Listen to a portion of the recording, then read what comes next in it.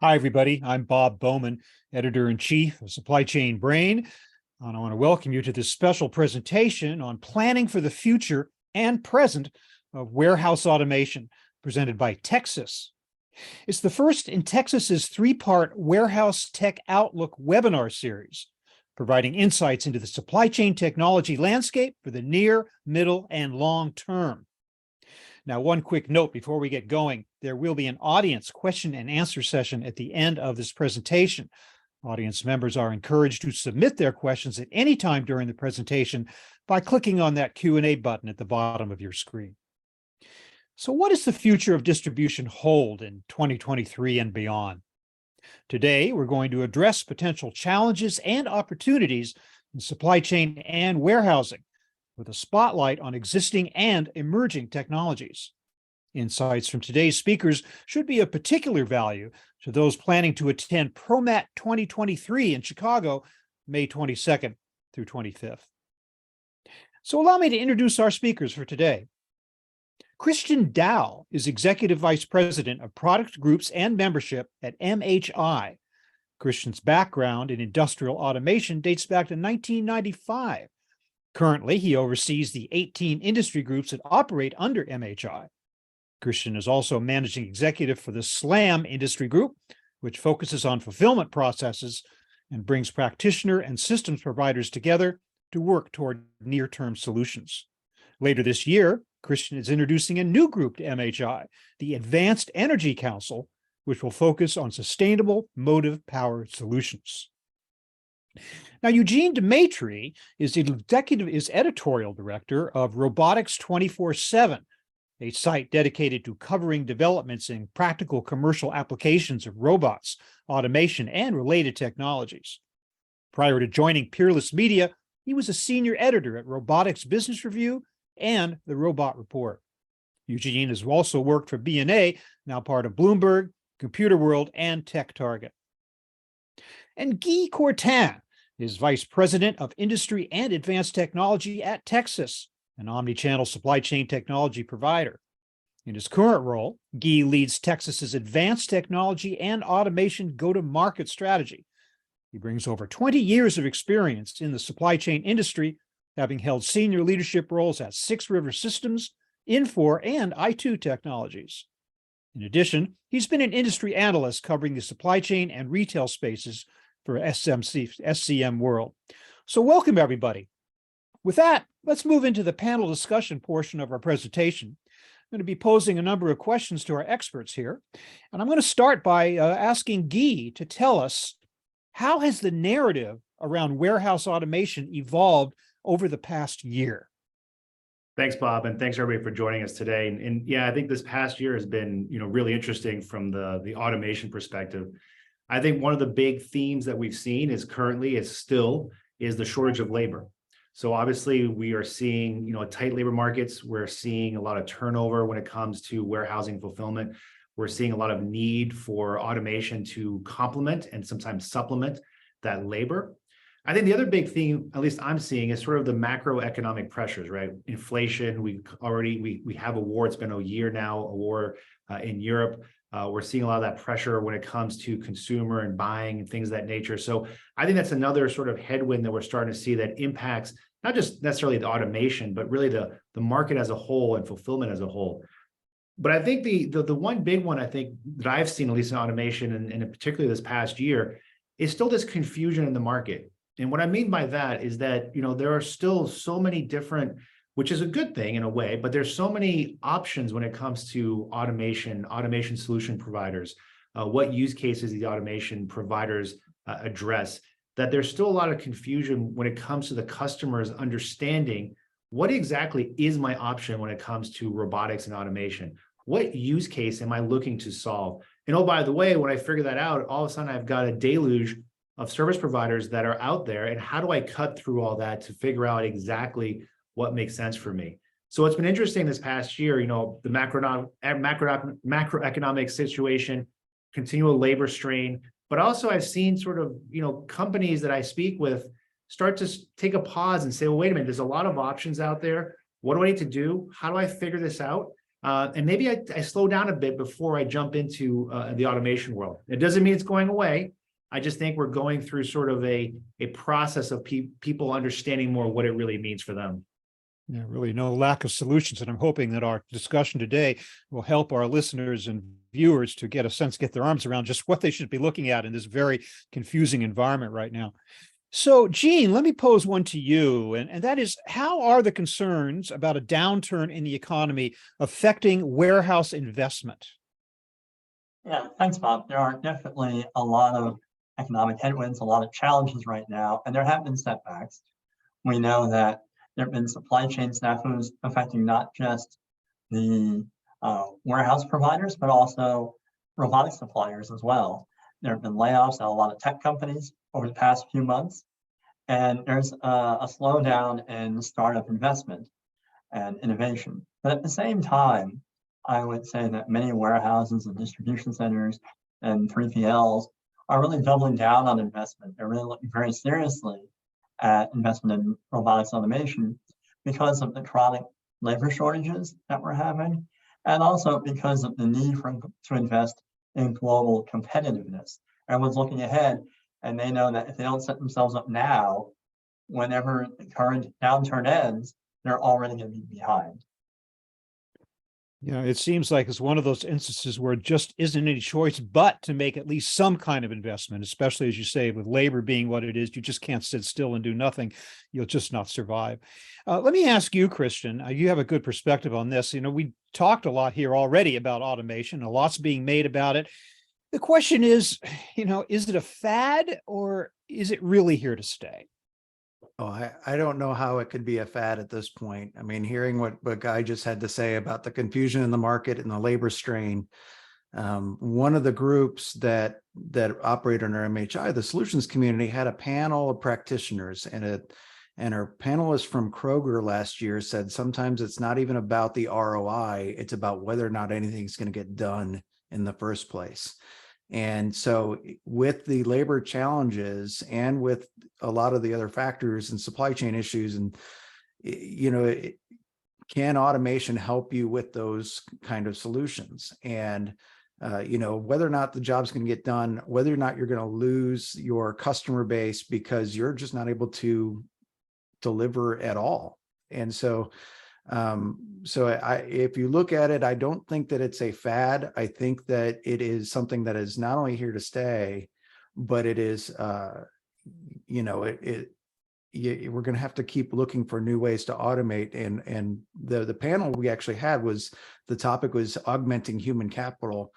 And that has to be the focus moving forward, is how do you augment the people you have? Because you just may not be able to hire, you know, and staff, especially in peak seasons and in high demand times when it's unexpected. That is a word, augment, that I have heard many times in the recent discussions about robotics and warehouses. And of course, the implication is augment, not replace human beings. And so this is a good point you make there, Christian, that technology is really an enabler in helping warehouses without not necessarily getting rid of humans altogether. So it's just, I'm still confused by all the options out there and all the technical aspects of adoption. So, Gene, has it become easier for companies to automate in this environment or more difficult? Well, as you noted, initially there are a lot of options that can be very confusing. But in terms of actually deploying automation, I would argue that it has become easier. There's integrators that can work with both the customer and the supplier or vendor, and they have the domain expertise. There's an increasingly sophisticated software, layers of software for middleware and fleet management. And then on the affordability side, there's robotics as a service, or RaaS models, that can help with shifting expenses from CapEx to OpEx. Can I add something to that? Yeah, Bob? please do, Christian. Please chime in. So you know, and going back to that confusion in the market that Guy talked about, and you know, that question as well. One of the things that's the purpose of the industry groups that MHI has is competitors coming together and speaking as a group to help educate on what, you know, to kind of get you through a lot of those questions and not hear just a single company's answer, but a collective, industry answer or product group. For example, the rack manufacturers, they agree upon standards, and we put things into ANSI standards, and now that's real information that's verified by the market, and that there's standards written by it, but that go into the building codes, and where to go to find reliable information on those things. Mm-hmm. And that's where you kind of reduce that complexity by understanding what the industry groups are able to to deliver as far as information and how to make a decision and what really value there are by doing certain types of automation. And Texas is very involved in the solutions community and a few other groups at MHI, and I think that but I think that purpose of it is, what are they saying as a collective versus what is a single company saying as an individual, and are they aligning? But I'm also wondering too about whether warehouses are having challenges. They have systems up and running, a lot of them already. The question is, how do you integrate the latest flavor of robotics into existing systems? And for that matter, how do you even differentiate among your WMS, your warehouse management system, your WES, warehouse execution system, WCS, your warehouse control system? And now you got these robots you're supposed to bring in. Gene, maybe you could speak to that integration issue. Are there challenges there? Yeah, the integration issue is one that is challenging because, as Christian mentioned, there's still emerging standards, right? Particularly among different mobile robots. But, and a lot is very bespoke, for each application, each warehouse instance, in some cases, each customer. But again, the role of integrators is becoming more important, not less important over time. So I think we're actually seeing a movement toward harmonization, but it will take some effort. And certainly someone who is new to robotics should be aware that it's something they have to consider. Well, Guy, let me ask you to expand on that as well, and also to the whole question of just what types of investments we can expect to see more of in this world, like what's popular and what's practical, and what are warehouses going to be adopting? Absolutely. And I think going back to what was said earlier about the software, right? We have to realize that at the end of the day, the automation, the robots themselves are, for lack of a better term, just pieces of plastic and metal and glass and all this, and they don't do anything without the software layer that instructs them on what to do. So back to Gene's point earlier, I think that's exactly right. When I look at some of the investments that we're seeing, or some of the thinking we're seeing this past year, and I think moving forward, that integration layer, I think, is absolutely vital. I think the integration to be able to make the adoption and the usage of automation much more seamless is going to be a huge plus, if you will, as I certainly have seen a lot of advancement just in the past year or 2 years in that space. But then if we look at from the investment from the warehouse software, WMS, WCS, WS, right, all that, the word salads or the letter salads, Bob, that you brought up, which I think is spot on. I think part of the confusion in the market too is that sometimes, some of the functionalities in all of these different W's is crossing over, right? So, hey, your WMS is your system of record. It can do a lot, tell you where to slot items and do the cycle count. But wait a minute, now my WCS is going to take some of that. But hey, my WES wants to coordinate between everybody. And then you throw in the robotics players that come in and say, but wait a minute, my software can do this for my segment, so let me do it. So I think that adds to the confusion. But I do believe, to Gene's point, is that we are going to have to see at some level a forcing or a come to Jesus moment where we do have some kind of standardization, some type of platform, some type of, dare I say, an MS-DOS type world where we say, all right, we're all going to work towards this standard. We're all going to play nice in the sandbox because our customers demand it. Our customers will ask for it. Our customers will require it from us, both the solution providers like us from a software perspective, the hardware players, et cetera. And I think that's what we're moving towards. And I do think overall, for the long term, that is a good thing. I think it's a positive where if we look at today's and tomorrow's warehouse, it's not going to have one type of automation doing, material handling. It might have 2 or 3. It might have a cobot doing picking, and then it might have a larger pallet moving pallets back to a loading dock. And it might have an offloading robot in the bay offloading a truck. So now you've got 3 different automation systems, 3 different softwares. You've got a WMS system that has to pull these all together. So I do think from that perspective, what you said, Bob, is absolutely right, is that we're going to have to cut through some of this chafe, and we're going to have to start figuring out as an industry, and I think Christian's point is well made, as an industry, listen to the industry and say, okay, how are we going to some degree, standardize the implementation, the integration, standardize the systems so that we can, you know what, we can all play nice in the sandbox. This is no small investment involved, though. Let's be honest about it. There's got to put some money out toward this. And I'm wondering, maybe I could ask Gene, you mentioned robotics as a service. What do we call that? RAS, whatever. Yeah.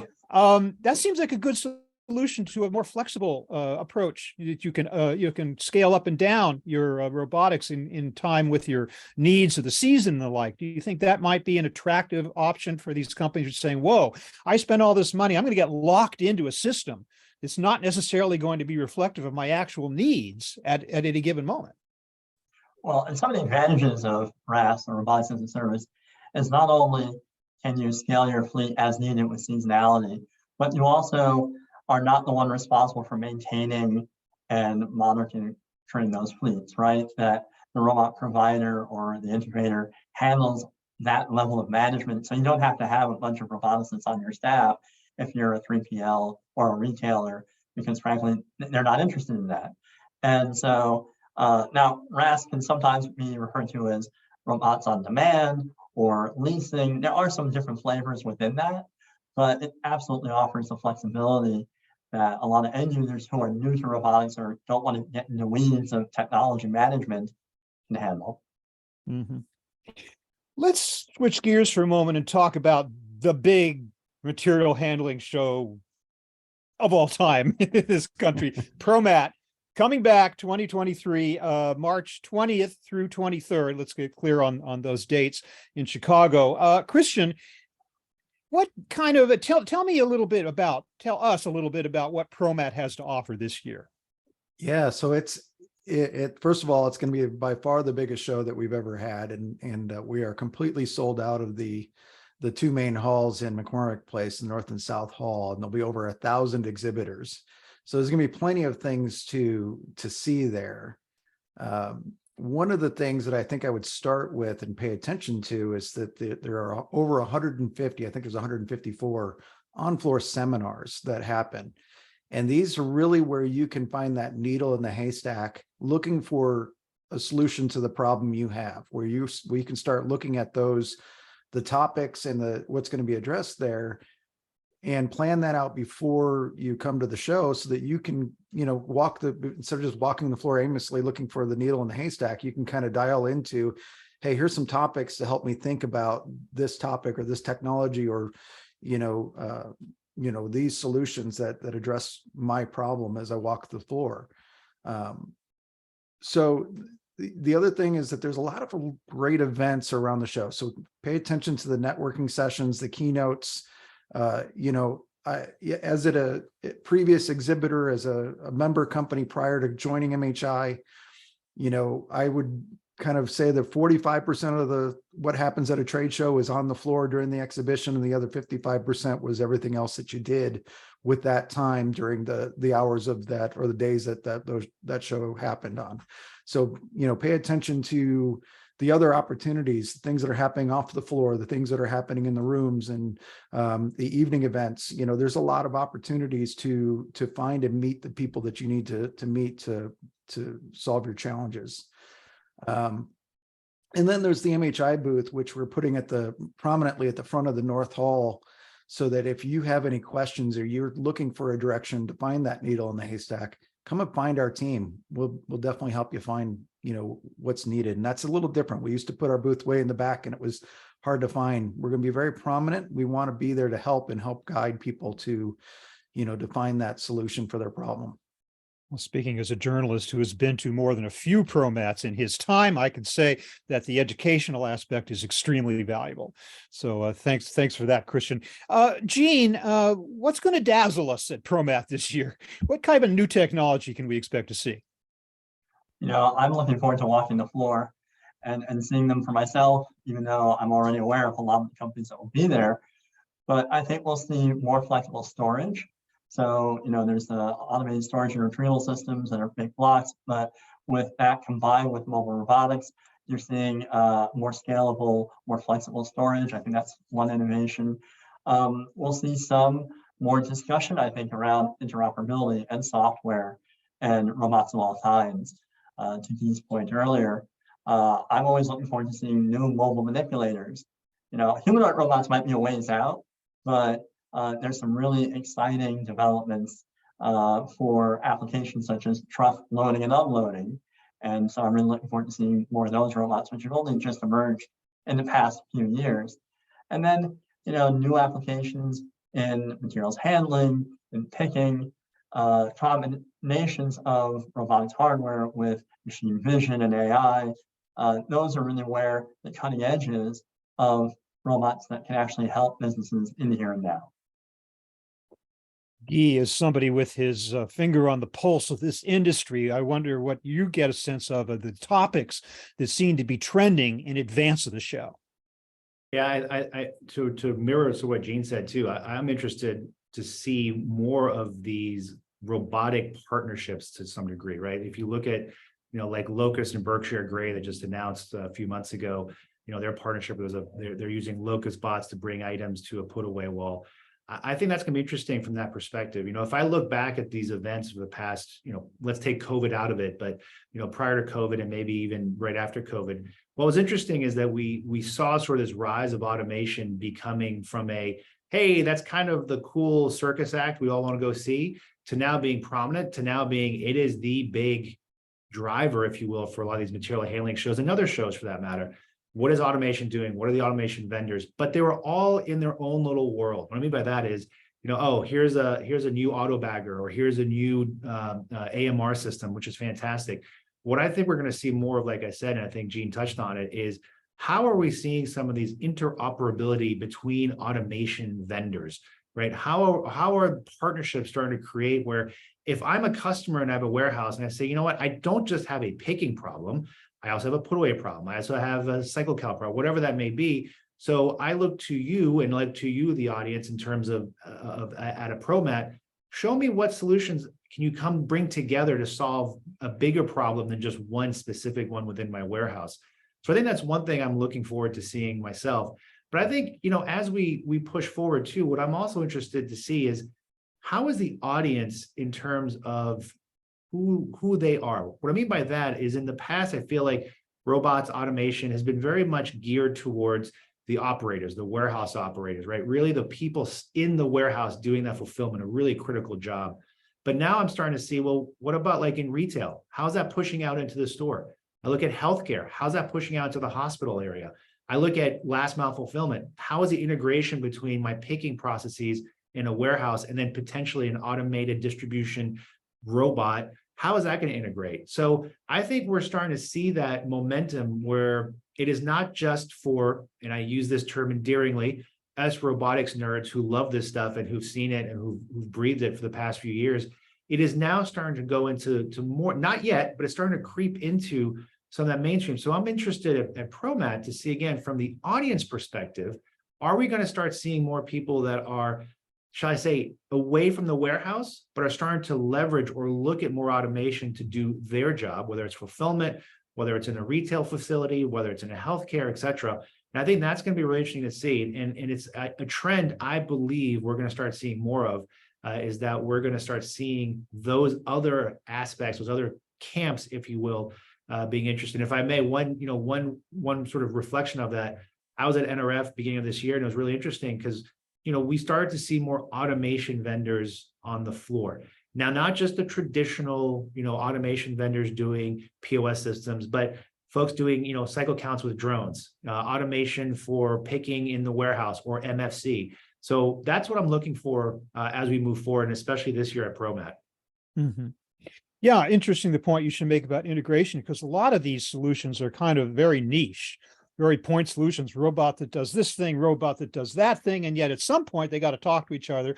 The data's got to flow between them. The data's got to be uploaded. Also, the warehouse, the hardware's got to talk to the software, and the warehouse needs to have this information for future analysis too, not just figuring out, helping it to manage what's going on at that very moment. So you make guys are making great points on that. So Christian, help us understand, this is a huge undertaking to even walk in the doors of Promat, and somebody who will go there for the first time just could be completely intimidated by the size and the scale, the scope of the whole thing. What advice would you give to somebody attending Promat either for the first time or for the 20th? Wear comfortable shoes. There you go. So, no, there's a lot to see, and there's a lot of ways to break down the information. And if you're looking for things that are new, emerging, there's a couple of different ways to do that. I think one of the ways to do that is look at the Innovation Award applicants. So there's a whole group of companies, 144 submissions for the Innovation Awards. And so obviously we'll present at Industry Night the awards for the winners of that award, but there's a lot of great new developments in that area. New innovative technologies that are new to the industry. So the other thing is there's a startup community or a startup pavilion in the back of the North Hall that we added this year. So it's there's 10 companies that are within 2 years old that are new startups that'll be in the back of the North Hall in a startup pavilion. So certainly go and look and see what companies are just coming into the industry and are brand new, bringing new technologies in. But I think that, I think there's just a lot of different things. The ON4 seminars, again, is a great place to start, just to make sure that you, before you even get there, what are the key things you're trying to learn and where to go and find that information. And the ON4 seminars are a great place to start with that. There's one other thing we haven't talked about so far, but everybody else in the world is talking about it these days, and that is artificial intelligence. Obviously, that's going to serve the needs of these robots, make them quote unquote smarter. I don't know if the whole uproar over ChatGPT has anything to do with this. Maybe I could ask you, Guy, to just talk a little bit about how does AI play a role in the whole robotics world right now, and how might that further improve and make more efficient a warehouse operation? Oh, you just opened a can of worms there. Can't be closed. I'm sorry. Oh my goodness!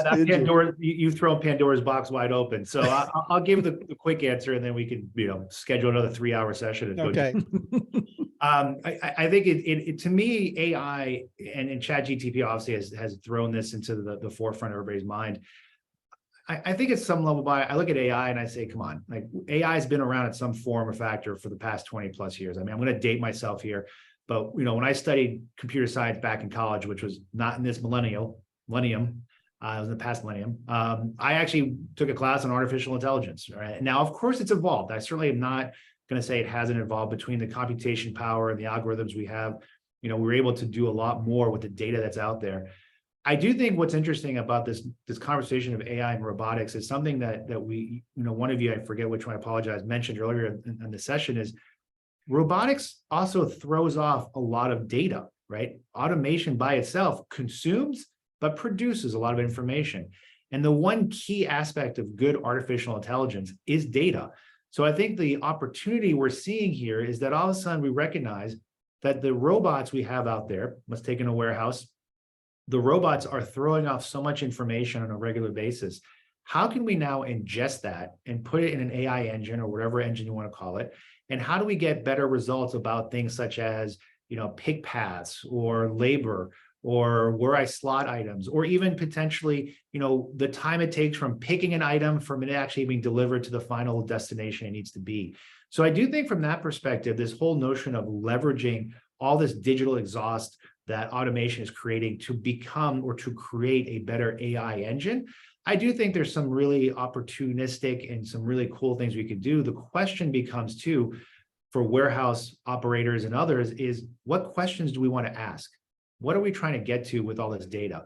Because just because we have data and we have nice chatbots and AI, does that mean we're asking the right questions? So for anybody out there who's looking at this, I think first, yes, understand that we're throwing off more data. So there's opportunities to do more. But now understand what questions do you want to ask and what answers are you looking for before you just start throwing AI out there and slapping it on everything. But I do think, kidding aside, I do think there's tremendous opportunity now because of this just mountain of really rich information we're getting from automation that we just never had access to before. Well, thanks, guys, for those great answers and for bearing up under all of my questions on this panel portion of our presentation. I really appreciate those insights, but I'd like to turn to the audience now and have them chime in with some questions for you. Audience members, even as we are answering the questions that have already come in, please continue to submit your questions simply by clicking on that Q&A button at the bottom of your screen, and we will get to as many of those questions as time permits. Let me start with this one, because this was kind of alluded to earlier about the labor issue. And Gene, I want you to kind of tell us about what this questioner is saying. What can I do today to manage labor shortages? So it's going to vary by company, but really every company should really take a hard look, not just at the so-called low-hanging fruit, right? They should look at their entire warehouse process or supply chain process and identify their biggest pain points, because that's where automation can often help. Then they have to do the same due diligence and looking at partners and suppliers, right? If integrators are increasingly important, you want to make sure that you get one that can demonstrate they've already done similar implementations. And if you're identifying pieces of technology, make sure that it is already in use somewhere. You want to know your technology options. And to go back for a moment to Guy's point about AI, one of the promises of artificial intelligence is not just in analyzing data, but in human-machine interaction. That as the robots get smarter, they can be more easily directed to work with humans, and they can even give feedback to the people on the floor that they're working with. And so there's a lot of potential there. I think also in terms of not just labor acquisition, but labor retention, Gene, and that is the way that you introduce technology into the warehouse and the degree of training to make your employees feel comfortable with the technology may go a long way toward their, and even enjoying the job and sticking with you at a time when that is a real issue. So, thanks for that.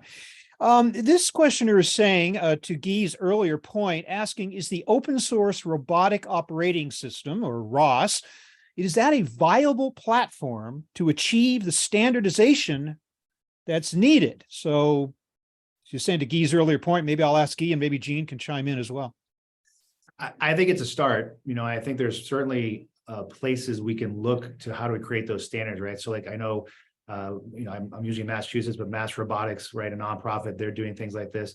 I would even say potentially like Christian and the groups that he's creating, like could you start creating the groundswell, right, to start understanding what are those standards we need to put out there. And I think that's a start, right? The question becomes for me, and I, I'm going to date myself even more here.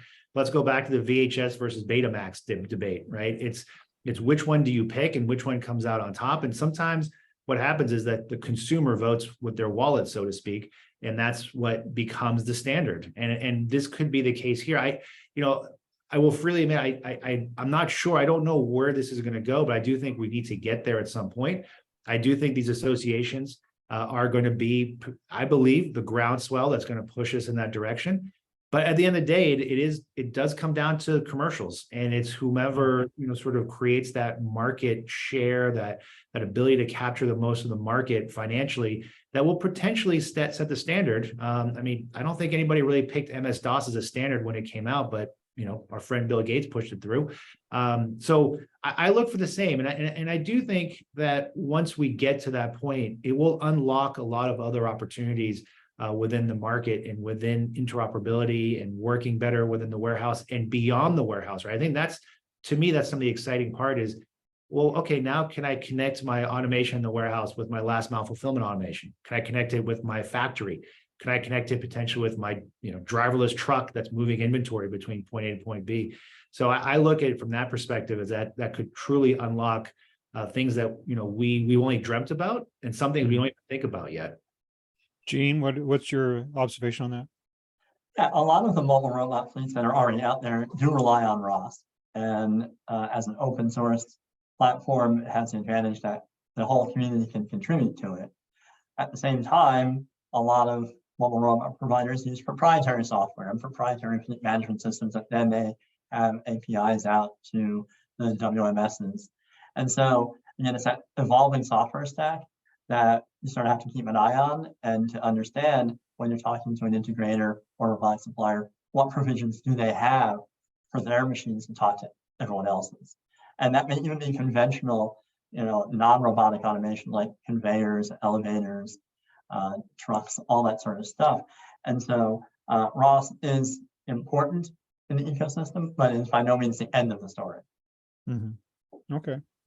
We were talking about investment and just what these systems cost. We cannot get around that really, because this questioner is saying, how difficult would it be to implement smart warehousing in big cities like Miami and LA, where costs are the highest in the nation? Who wants to grab that one? I mean, I could take a first pass at it. I think I think Christian, you said this earlier too. Sometimes it's not about the cost of the ROI, it's about getting the job done. So if we look at expensive urban centers, the ones the questioner asked, I think we have to look at the question a little differently. It's not necessarily the cost, it's what is the benefit of having some type of automation. Maybe it's a micro fulfillment center in a dense urban area like Miami to do fulfillment for pharmaceuticals. And yes, that cost might be high, but all of a sudden now you are bringing a tremendous amount of value and speed to value in that area. So I think we have to think about things. Yes, cost obviously is always a question, right? I mean, these systems are not cheap. They're not free. But at the same point, we need to sort of think about it differently, as Christian said, about just getting the job done.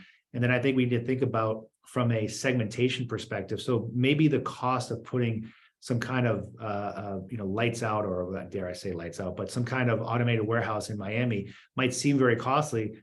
But then it's like, well, wait a minute. All right, we'll go put the DC now somewhere in Mississippi, and now look at your total landed cost of shipping those items into Miami on a regular basis. So your cost is just going to shift around somewhere in your supply chain. So I think that's the part we have to be, hyper aware of, is we cannot isolate some of these costs in a vacuum. We have to look at the total system of what it would look like and what the alternatives would be. Well, maybe in those cases where it is most expensive, that's where the automation is does the most good. If your real estate costs are high, if your labor cost is high, that would be where you want to direct your investment. Maybe, I don't know. What do I know? Looking at high density and and utilizing the space the best way you can. And if the labor cost is high, then you have to look at ways to augment the labor that you can get. And that I think you're right on there, Bob. Yeah, well, Christian, with all of the industry groups that you oversee at MHI, you must hear these concerns all the time. I mean, what do your members say about the real world applications of the cost of doing this and how long it takes to implement? I mean, is that a concern?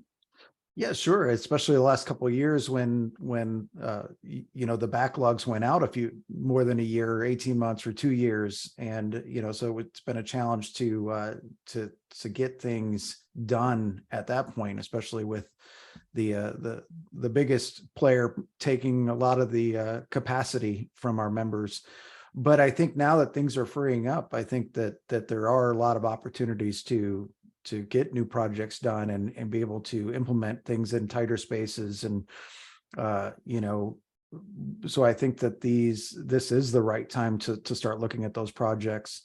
And then you see a lot of things in the market where organizations are starting to partner with each other and create a network of solutions amongst competitors to share those costs and share those facilities. That in the past they would view each other as a competitor and not help each other. Now they're looking to collaborate together as 3PLs or as brands and and things like that. So it's just really, it's kind of a changing market in that aspect for sure. Another question about the practicality of all this, especially at a time when companies have very little patience when it comes to ROI.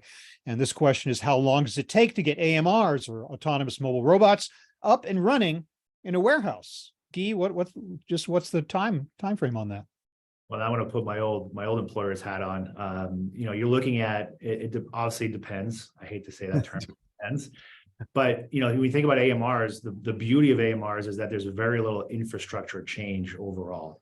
So if you're looking at putting AMRs in, you're counting in terms of months, certainly not years. And when I say months, it's not double-digit months either. But I think that's the beauty of the AMRs, right? Is I literally just drop them in, I map out the warehouse, and they start working. And if you need to add capacity, I can add capacity to the fleet. And if you don't need as many, I can take them off. And back to Gene's earlier discussion about sort of that RAS model. That's a really good example where, you just pay you rent what you need, for lack of a better term. and off it goes. Now, having said that, and I will have to take my old employer hat off for a second and say, yeah, there's a huge benefit of getting them up and running quickly, but the productivity might not be the same as some other more advanced hardwired system like an ASRS or goods to person. So like everything, it's a trade-off. But I certainly see that one of the huge advantages of a lot of the AMR systems is you can just, literally drop them in there and they can start running right away. Mm-hmm. Okay, thanks for that. Here's a another Promat question, kind of based on what we saw before. And the size of it is just immense. Question is, how long does it take to walk the floor at Promat? I don't know, Christian, if you're going to say pack a lunch, a GPS, and a change of clothing, what you want to say about that? Can you give us a sense of just how long it takes to negotiate this whole thing? Well, I can tell you that I did some, a couple weeks ago, I just went through the layout and kind of measured each aisle and then replicated it. It's about 5.3 miles if you walk every booth. So if you're not going to talk to anybody, it would still take you a couple hours to walk it. But the reality is you're going to stop and talk to people. So it's something that you would need to spend a couple of days, walking the floor and really absorbing what's there, because this is going to be so much technology. And I go back, I don't know how long, Gene and Guy, you guys have been probably in the industry for quite a few years. And you remember when MHI or the Promat Modex and the old ANA shows were a lot of storage and there wasn't a lot of robotics. Now there's so many things to see and so many things that are just cutting edge, and the innovation in this space has just exploded. So I would, pack a lunch, take breaks, wear comfortable shoes. It's going to be a while. Okay, thanks. This question is kind of maybe puts you guys on the spot, but I'm going to ask it anyway and see if you can come up with anything. They're saying, can you provide examples of new approaches to supply chain transformation, whether that be advances in analytics, forecasting, freight management, whatever? Yeah. Gene, why don't you start? If you can think of any real world examples that help to actually tell this story and dramatize what we've been talking about for the last 45 minutes. Yeah, there's a lot of interest lately in third-party logistics providers being the hosts, right? Where you have multi-tenant sites and they're managing the flow of goods and materials for multiple clients, multiple brands and retailers. And they have the scale to apply the software that we just discussed. They have the scale to try out different robots and as he mentioned, to force the industry to play well together. And so when you look at the movement in the supply chain space, we have on the one hand trying to get everything closer to the customer, right? And that's where the micro fulfillment centers come in. But then on the larger scale, you have that consolidation, that partnership effort. And so if you talk to a DHL or a FedEx, you see them using multiple robots. And in fact, you'll see a lot of them on the floor at Promat, because that's where things are headed. It's a rapidly maturing space. And it's also an area where people are becoming a little more brand agnostic and more interested, okay, where can I apply these solutions? And not just, oh, here's a cool robot, let me figure out what to do with it. Guy, you got any ideas on that? Real world examples? Yeah, I'll go back to an oldie but goodie from my perspective, and it might not be necessarily just about automation, and it's not, but it's more about the digital and the data. When I worked, one of my former employers, like we had two clients, Best Buy and Panasonic. It's interesting because Panasonic just didn't know where to place their flat screen TVs in Best Buy stores. But back to some of the thread that we're talking about here, the digital, the data. But what's interesting is working with us, we were able to extract the data and look at demand patterns, look at different variables where we talked about the glut of new information that's out there. And we were able to look and identify different drivers and then be able from a placement of inventory, be much smarter about where we place the inventory. So I think from that perspective, it's a real world example of supply chains leveraging data, but also leveraging partners within their network to understand better how to solve a problem such as inventory placement. Because again, and we talked about this and kind of one of the questions earlier too about, well, if you put a microfilament center in Miami, things of that nature, but part of that related to that, the landed cost of moving a flat screen TV is not cheap. So if I misplace where I put my TVs, and I got to remove them again, that's going to cost me a lot. So this example of being able to leverage the data to then be able to, again, ask the right question and then to find the answer to that question was really interesting to me. And again, in a prior life. So, real world example in supply chain of being able to leverage the tools that are out there, the information, the rise in information, be able to ask the right questions and then to find the answer. Okay, thanks for that. I believe you guys at the top of the show here, you sort of mentioned some of the industries that are really advanced in their application of robotics in the warehouse. I wonder if we could just sum up what might be some specific industries that are real leaders in the application of this technology right now, to whom we might look for examples of success. Who would like to go with that? Gene, you look like you're nodding, like you. Yeah, I can start. So, when you talk about supply chain and warehousing, people generally think retail, but there are a lot of other spaces that are important to watch. On the manufacturing or B2B space, we forget that a lot of automotive suppliers need to communicate with one another and send parts and ship parts and manage that. And that goes for all of manufacturing. You mentioned pharmaceutical and healthcare, but another area where there's a lot of interest is grocery. And we're seeing a lot of activity in terms of cold storage and more modular, and obviously with the growth of e-commerce, addressing that. And so I think those are certainly channels that, if you will, where the application of automation is only going to grow. Yeah, I would add, sorry. Go ahead, Guy. Yeah, sure. He's pointed out all the above. I 100% agree. I think the one to start looking at as well as pharmaceuticals. We're seeing that in the healthcare space. To Gene's point, like if I look at grocery, right, the challenges of frozen, ambient, chilled. In pharmaceuticals, you have some of those problems, but then you also have controlled substances, and you have some serious drugs, for lack of a better term, being moved. And how do you integrate the automation into that picking? And to some degree, how do you leverage the automation to help you do some of the checking and the validation of what you're moving? So I think that's going to be a really interesting space when it comes to fulfillment and automation and using digital and data moving forward. And to be honest, I think the pharmaceutical space is a little bit behind. Healthcare space in general is a little bit behind when it comes to some of this, but they're learning quickly. And I think they're going to start catching up very quickly because the value of using some of these automation technologies is not just about the speed of picking for the pharma. It's allowing you to do a lot more controls and other aspects they need to be aware of on a constant basis. So I would look at that space too. I think it's going to be really exciting in the next year or two. I think it's going to explode. Yeah, to add to that, Guy, this morning we were talking internally in MHI, and we were talking about pharmaceutical versus pharmacy, and the pharmacy automation space absolutely belongs in the MHI space. Like, this is what our members do and all that validation. And I started looking up, and Statista put out a stat saying that in 2022, it exceeded $22 billion in e-commerce fulfillment in that pharmacy automation.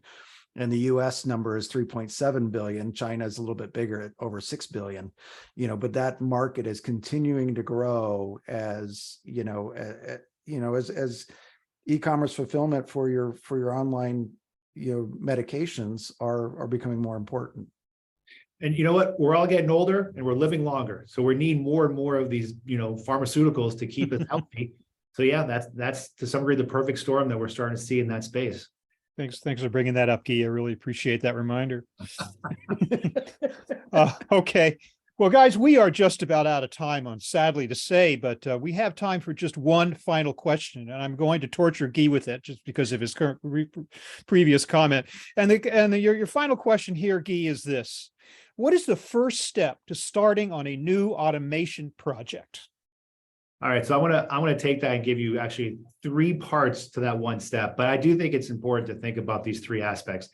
The first and foremost is what's your appetite for change management? What's your business's appetite for this? Because bringing automation in, while it's going to solve a problem, it's also going to create a lot of change management issues, good and bad, within your organization. I think too is to understand what is the use case you are trying to identify to automate. If you look at today's modern warehouse, right, there's so many different pockets of automation that can be applied. It's really important for anybody that embarks on this journey to identify what is that one or prioritize their use cases with regards to looking at automation. And finally, I think it's leaning on your existing warehouse partners, your WMS provider, your software players, right? Because we, or the WMS players, have a tremendous role in this with regards to understanding how would this automation integrate into the system overall? How would it work? How do we exchange information? But more importantly, when we look at it holistically, what is the impact going to be for automation within your warehouse in that context? So I do think, I guess my fourth part of this is you can't wait anymore. It doesn't mean you jump into automation tomorrow, but you have to start considering it because it is here. It is not a future state. It is here. And I think Christian said this earlier, right? It is full bore here, and we're not getting away from it. But I think it's exciting because there's a lot of opportunities out there. There's a lot of solutions that are very good. And I think this is the right time to start thinking about it. And hey, Promat's coming up. To Christian's point, great opportunity to go out there and find partners that can help you in this journey. And I think that's the part that's really exciting for me is, for the past 2-3 years, I've just seen this grow, and I'm looking forward to it continuing to grow on the right path. Great. Thank you very much. Thanks to all of you guys for that great presentation. Thanks to our audience as well for your questions. Unfortunately, we are out of time. However, I would like to give you a few ways in which you can connect with our speakers from today going forward. With Texas, their warehouse experts can provide guidance on transforming your supply chain from good to great. Here is a URL that allows you to speak to an expert. This and the other URLs I'm going to be citing to you don't have to rush and copy down. We'll be sending that to you in an email. Also, for more information on the ultimate guide to warehouse automation success, here is another URL from Texas that will be of great value to our audience. Now, episode 2 is coming up, this three-part Warehouse Tech Outlook webinar series, providing insights into supply chain technology for the near, middle, and long term. Episode 2 will be Promat 2023 in review. We're going to put it in the rearview mirror, and we're going to find out what was the latest and greatest in warehouse tech that we learned at that event in Chicago from March 20th to 23rd. Another URL that you'll be provided in order to tell you that. And then finally, I do want to just mention that we will all be at Promat, and we would love to see you. Come by and see us. Texas, your booth is S, as in South 3388. Robotics 24/7, your booth is S, South 2363. And come see Supply Chain Brain at N, as in North 9033. Christian Dow of MHI, Eugene Demetri of Robotics 24/7, Guy Cortant of Texas. Thank you guys for a great presentation. Thank you, audience, everybody. Have a great day. Thank you.